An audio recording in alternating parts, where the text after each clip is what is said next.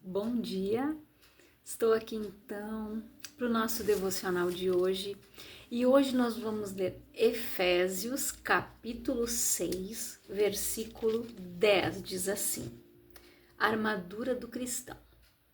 Para terminar, tornem-se cada vez mais fortes, vivendo unidos com o Senhor e recebendo a força do seu grande poder.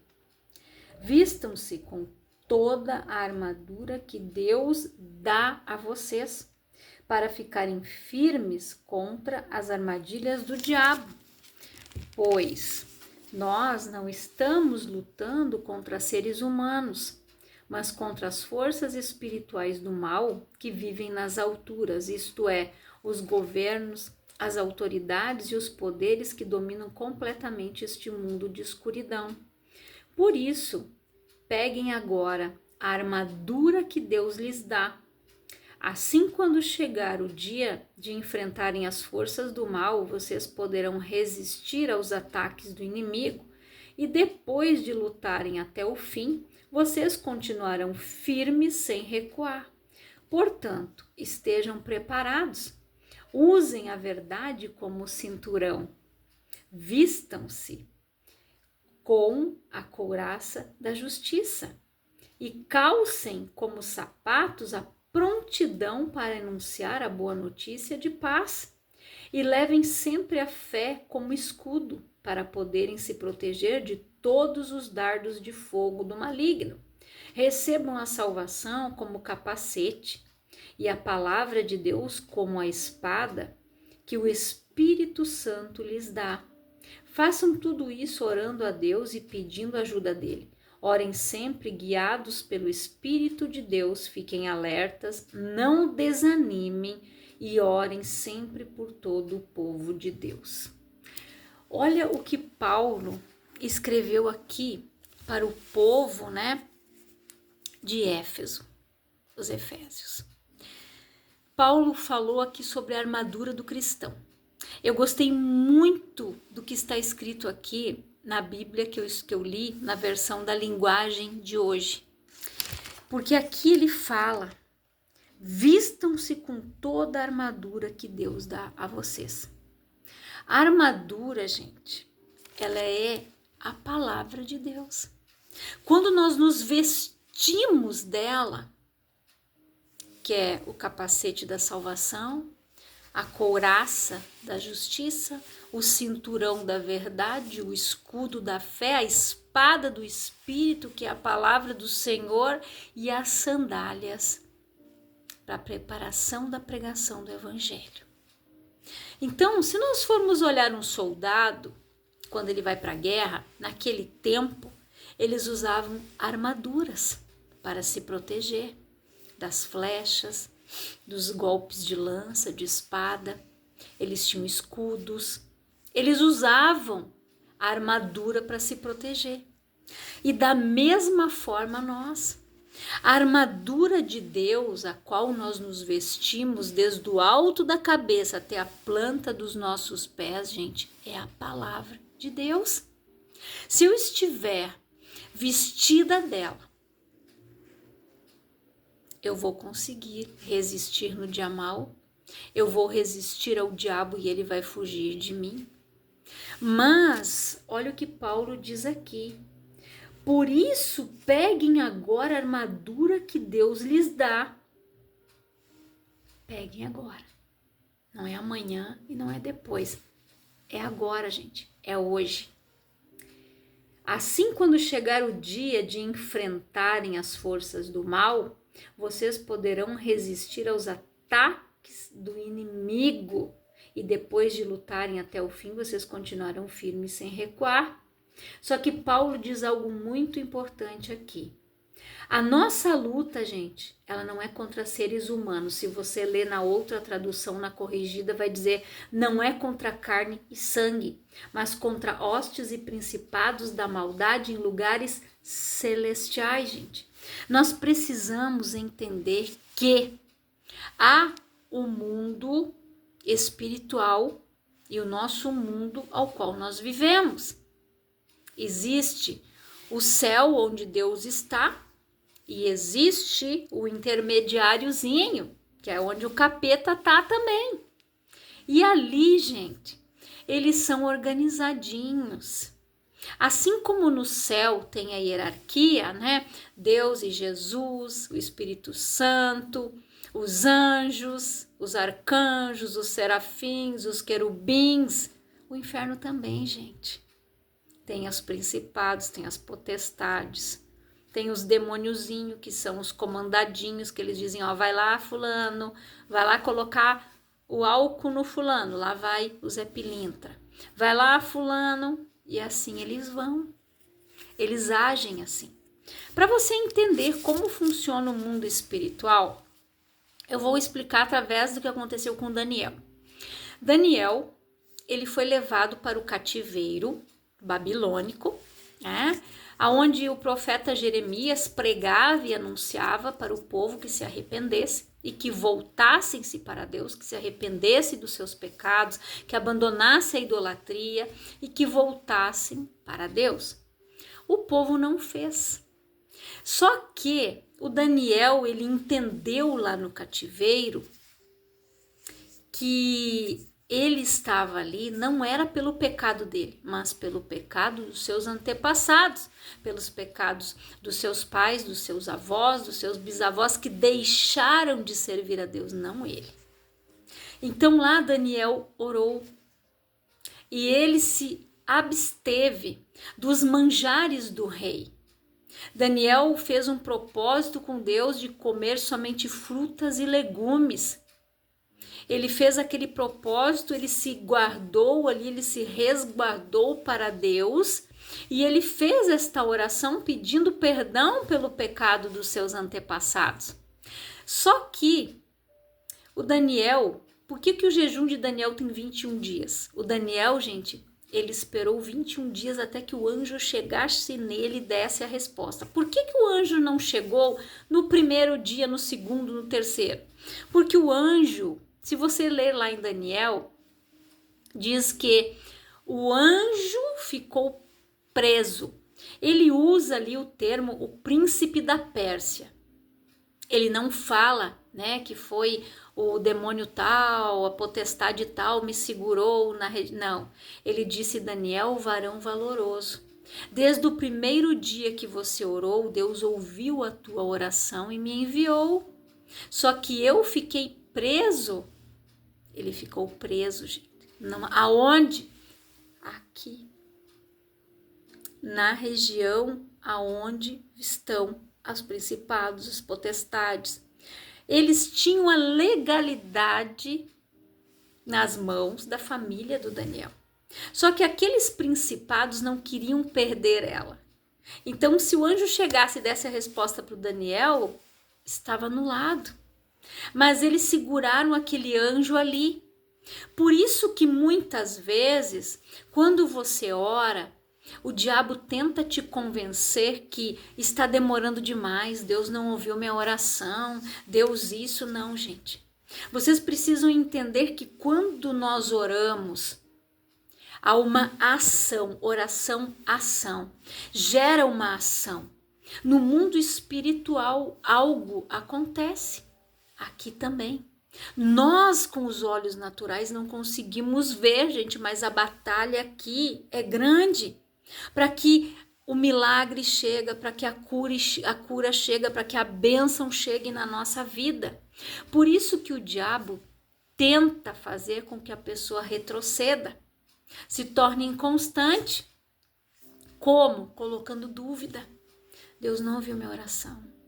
Deus não me ama. Ah, Deus isso. Quando você faz isso, isso é dúvida, gente. Será que Deus me ouviu? Será? É dúvida. Deus não opera na dúvida, gente. Lá no livro de Tiago ele fala, o homem inconstante não espere tal homem receber algo de Deus porque não vai receber. Por isso que Satanás faz com que as pessoas se tornem inconstantes. Por quê?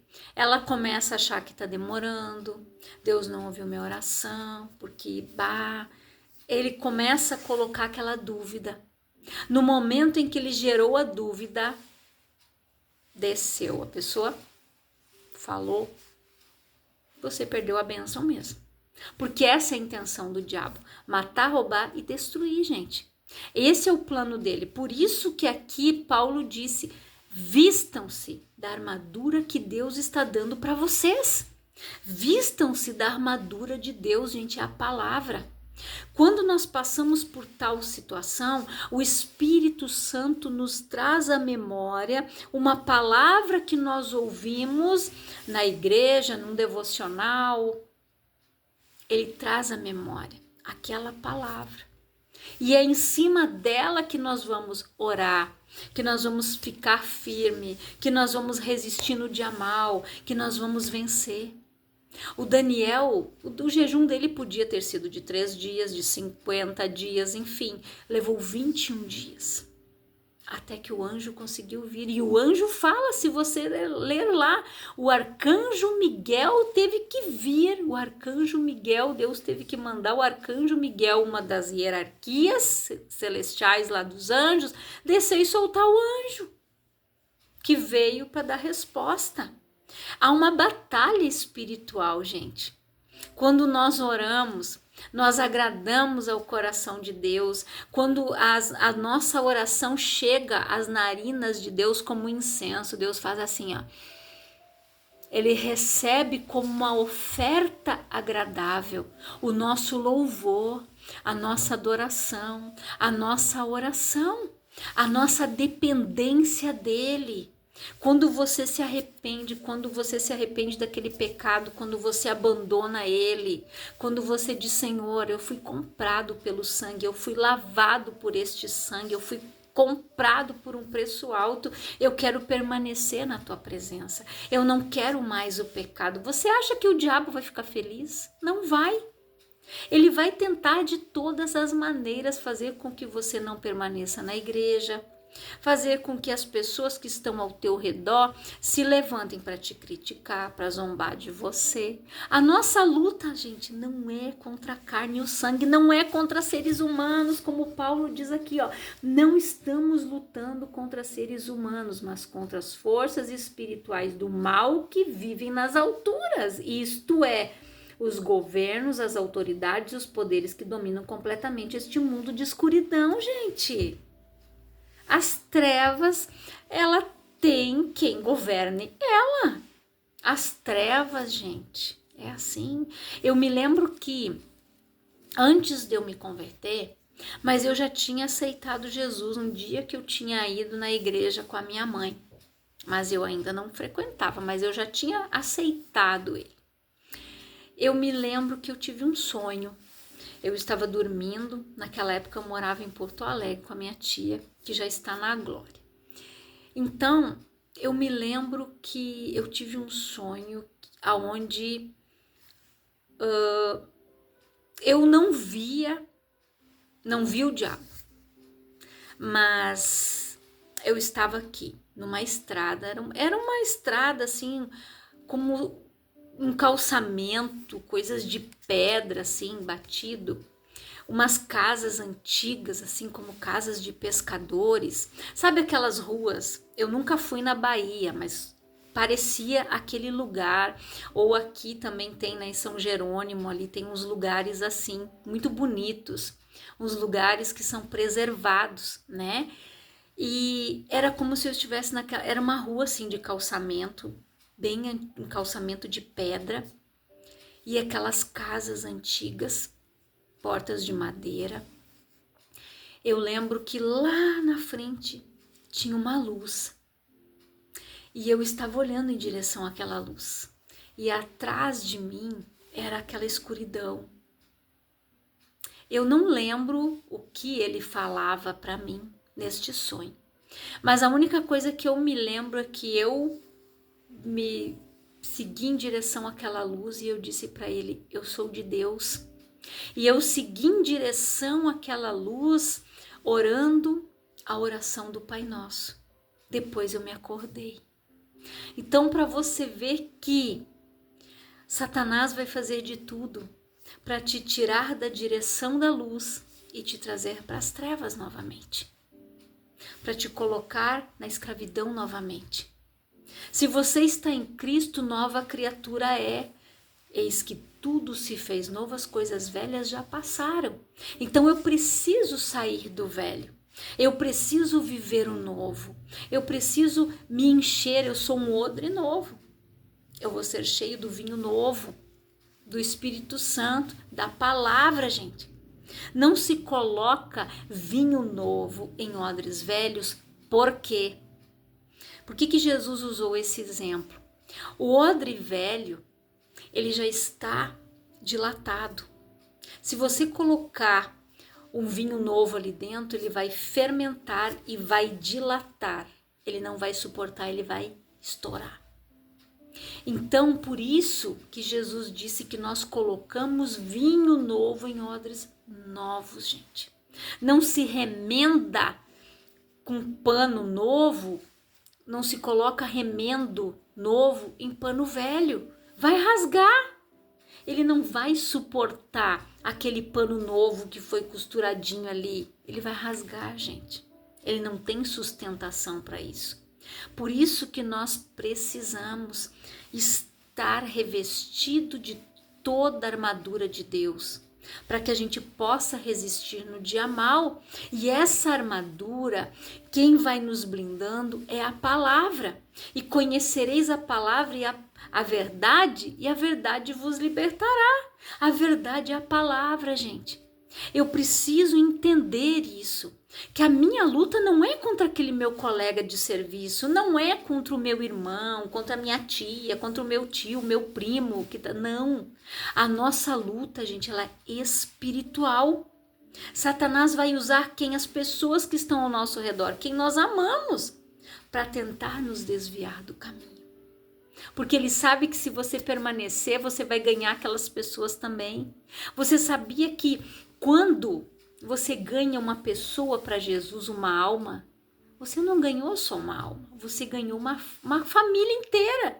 A palavra diz: crê no Senhor Jesus Cristo e será salvo tu e a tua casa. No momento que aquela pessoa crê, que ela declarar essa palavra, a salvação vai chegar na casa dela. É isso que acontece. Por isso há uma resistência do império das trevas de que as pessoas conheçam a verdade. Deus, ele fala: o meu povo sofre ou perece, dependendo da tradução, por falta do conhecimento, gente. Qual o conhecimento? Daqui. Se eu souber os princípios, se eu guardar a palavra, o salmista disse: escondi a tua palavra no meu coração para eu não pecar contra ti. Se eu esconder a palavra no meu coração, eu não vou pecar contra Deus. Eu não vou, por mais que venha a tentação, eu não vou falar algo que eu não devo. Quando a palavra está escondida no nosso coração, nós conseguimos frear nossa língua. Nós conseguimos raciocinar, refletir, não agimos de cabeça quente. Quando nós estamos na palavra, gente, vestidos de toda a armadura, com a nossa cabeça protegida, o escudo da fé, gente, ele que rebate os dardos inflamados do maligno. Sabe quando você ouve? O médico diz assim: pois é, seu fulano, fulana, olha, essa coisa aí não tem cura. A senhora e o senhor vão ter que continuar tomando esse remédio até morrer. O que você diz? Está repreendido em nome de Jesus, essa doença já saiu. Eu vou fazer o tratamento, mas em nome de Jesus eu tô curado, eu tô curada. Porque pelas feridas de Jesus eu fui sarado. Você rebate, gente, aquilo que vem, você não aceita. A gente não deve aceitar. A gente tem que renovar a nossa mente, renovar o nosso entendimento. Eu vou usar a minha fé, eu vou no médico, eu vou fazer um exame, eu vou tomar um remédio, vou fazer o meu tratamento e eu vou ficar determinando a minha cura. Eu já estou curada em nome de Jesus. Quando eu voltar no médico, eu vou fazer os novos exames, eu vou ganhar alta para a glória de Deus, eu vou dar o meu testemunho. Pois é. É isso que é estar vestido de toda a armadura. A gente resiste no dia mal, gente. Porque olha o que Deus diz aqui. E levem sempre a fé como escudo, gente, para poderem se proteger de todos os dardos de fogo do maligno. Levem sempre a fé. Por que Deus frisa muito, Jesus fala muito da fé? Se tiverdes fé do tamanho de um grão de mostarda, se você der uma ordem para esse monte, lança-te no mar, ele vai. A fé, gente, ela faz com que o impossível aconteça na tua vida. O sobrenatural, o impossível, quem faz é Deus. O que é possível para mim é orar, ter fé, crer, esperar que Ele vai fazer aquilo que eu pedi em oração. Não interessa quanto tempo, um dia para Deus equivale a 1000 anos, é o que está escrito aqui. Então o tempo de Deus, gente, não é igual ao nosso. Eu não posso orar e pensar assim, nossa, Jesus vai voltar daqui 3 dias e olha aí, ó. Não, gente, o tempo de Deus não é assim, não. A gente sabe que os sinais estão aí. A gente sabe que a vinda de Jesus, ela está muito próxima. Mas eu não sei quanto tempo vai levar isso.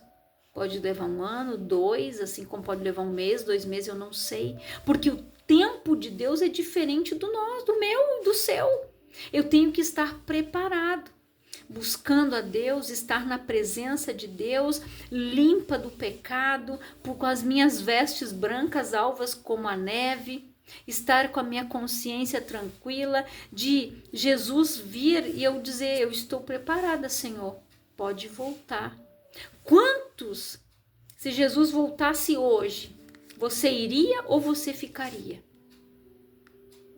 Pois é. São perguntas que são para nós refletirmos. E a gente precisa, gente. Olha o que ele diz aqui, ó. Recebam a salvação como capacete, a espada de Deus como a espada que o Espírito Santo lhes dá, gente. Essa espada, quem nos dá o Espírito. Ele nos lembra no dia mau. Daquele dia vai vir aquela palavra e você vai orar em cima dela. Senhor, a tua palavra diz assim, nenhuma arma forjada contra mim vai prosperar, esse mal já caiu por terra, já foi destruído em nome de Jesus, a vitória é minha, porque a tua palavra diz que eu sou muito mais que vencedor. A gente ora assim, é assim que a gente ora.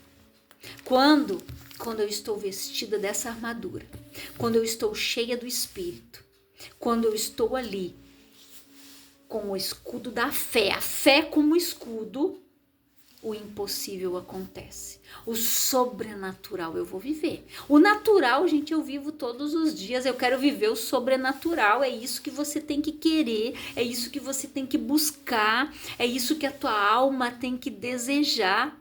O salmista disse, eu me alegrei quando me disseram que eu iria à casa do Senhor. Quanta gente vai por obrigação, quanta gente vai só para esquentar banco, para dizer que foi. Não, vai para a casa de Deus, ouve a palavra, se enche dela, se sacie, lê a tua Bíblia em casa, ore, faça uma consagração, busque a Deus enquanto você pode achar. Esta é a palavra que o Espírito Santo nos deu hoje. E que Deus abençoe a tua vida grandiosamente. Eu quero orar por você, Pai, em nome de Jesus. Eu oro por todas estas pessoas que estão ouvindo esta palavra. Que o Espírito Santo que convence da justiça, do juízo e do pecado possa estar operando, Pai, cada dia mais na vida delas. Que o Senhor venha mostrar o caminho, que o Senhor venha dirigir elas, Pai, que elas estejam vestidas da tua armadura desde o alto da cabeça até a planta dos pés. Que o Senhor abençoe, Pai, cada vida, cada lar, cada família, em nome de Jesus, Pai. E nós oramos pelo nosso Rio Grande do Sul, que a bênção do Senhor, Pai, esteja sobre todas estas famílias e que o Senhor, Pai, possa estar usando aquelas pessoas, os teus servos que estão lá nos abrigos, para que preguem a tua palavra, para que haja o arrependimento, para que essas pessoas se voltem para ti, Pai, não te culpem, mas que se voltem para ti, Senhor, de todo o coração, que eles recebam o consolo do teu Espírito, o cuidado do Senhor, Pai, que eles possam ver o teu amor, o teu cuidado em cada agasalho que eles vão receber, em cada cobertor, em cada colchão, em cada alimento, em cada provisão, que eles possam ver a tua mão de poder, o teu amor cercando, guardando e cuidando cada um deles, Pai. Guarda também os nossos irmãos que estão lá na guerra, Senhor. Cuida deles, Pai, daquelas famílias, abençoa eles, livra eles, Pai, em nome de Jesus. Que Deus abençoe a tua vida grandiosamente, em nome de Jesus.